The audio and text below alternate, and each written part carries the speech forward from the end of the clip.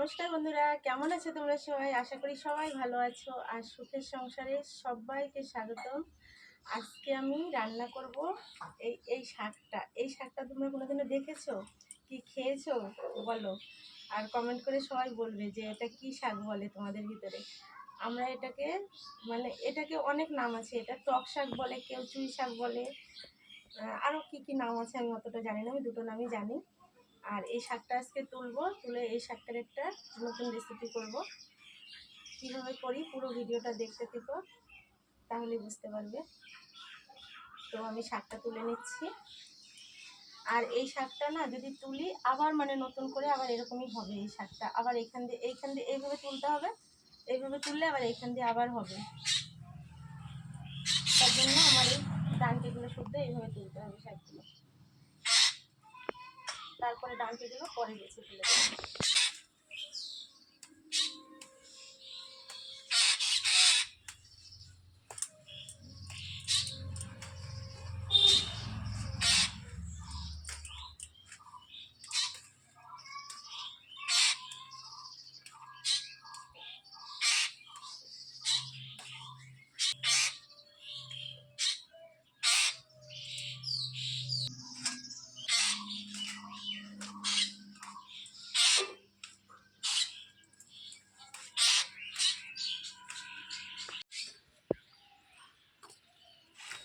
তো বন্ধুরা, এই শাকটা না এইভাবে বেছে নিতে হবে দেখে দেখে, আর এই গুঁঠাগুলো ফেলিয়ে দিতে হবে।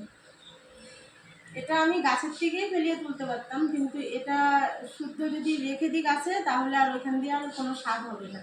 আর এটা শুধু তুলেছি, ওইখান দিয়ে আবার একটা নতুন করে শাক হবে। এইভাবে দেখে দেখে বেছে নিতে হবে পুরো শাকটা। আর তোমরা কে কে এই শাকটা খেয়েছো কমেন্ট করে বলো। আমার রান্নাঘরে এটা একটা নতুন রেসিপি। এটা আমি এমনি বাড়িতে ঘরে বানিয়ে খেয়েছি, কিন্তু আমি ভিডিও করিনি। আজকে তোমাদের সাথে ইচ্ছে হলো যে একটা ভিডিও শেয়ার করি, এটা তার জন্য এটা বানাচ্ছি।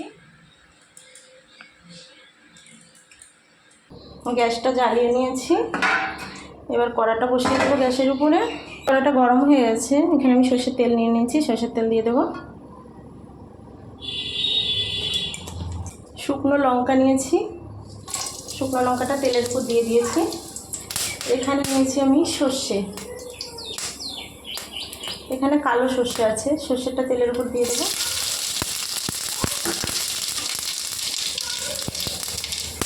এখানে আমার কাঁচা লঙ্কা কুচি আছে,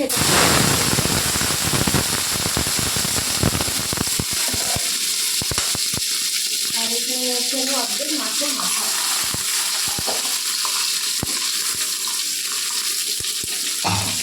মাছের মাথাটা আমার আগে থেকেই ভাজা ছিল।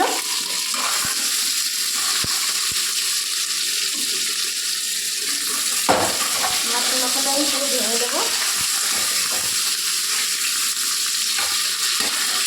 আমি অর্ধেক মাছের মাথা নিয়েছি, তোমরা একটাও নিতে পারো, আর যে কোনো মাছের মাথাই নিতে পারো। তোমরা যদি কাতলা, ইলিশ, যে কোনো মাছের মাথা দিয়ে রান্না করতে পারবে।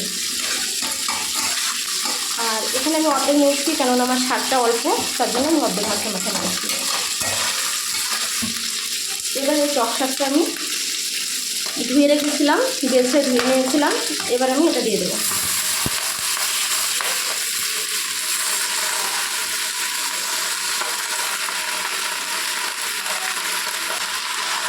এই শাকটা কাটতেই হবে না, এমনি তেলের উপর দিলে গলে যাবে।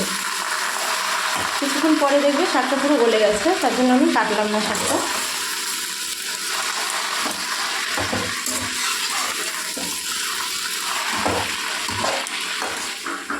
এখানে আমি পরিমাণ মতো লবণ দিয়ে দেবো, হালকা একটু হলুদ গুঁড়ো দিয়ে দেবো। হলুদ না দিলেও হবে, কিন্তু আমি হালকা দিয়ে দিচ্ছি।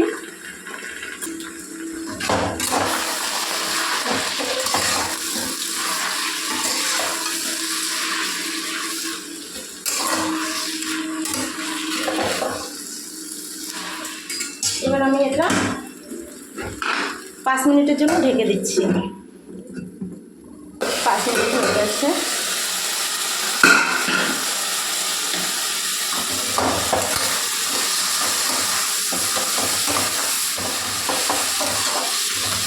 দেখো বন্ধুরা, শাকটা এক কড়াই দিয়েছিলাম, না দেখতে মনে হচ্ছিল এক কড়াই, সবাই ভাববে এরা রাক্ষস আছে, এত শাক খায়, কিন্তু দেখো কতটুকু হয়ে গেছে, দেখলেই বুঝতে পারবে।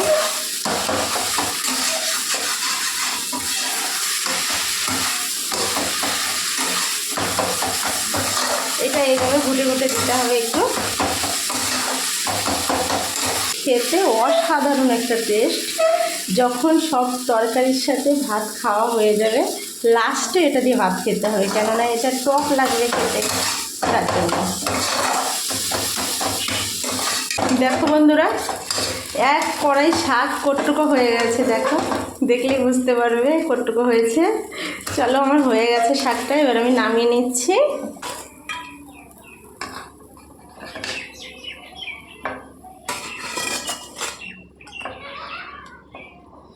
আমি মাছের মাথা দিয়ে করেছি, তোমরা মাছের মাথা ছাড়াও এটা কিন্তু করা যায়, মাছের মাথা ছাড়াও কিন্তু খুবই সুন্দর লাগে।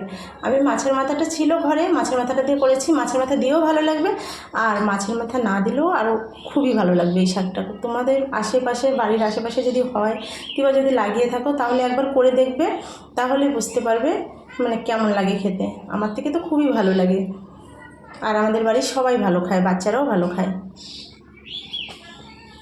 তো বন্ধুরা দেখো, রান্না হয়ে গেছে।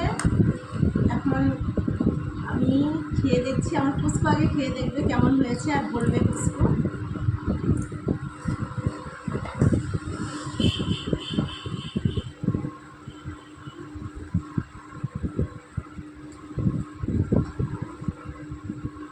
পুষ্পমা, তাড়াতাড়ি খেয়ে বলো তো কেমন হয়েছে।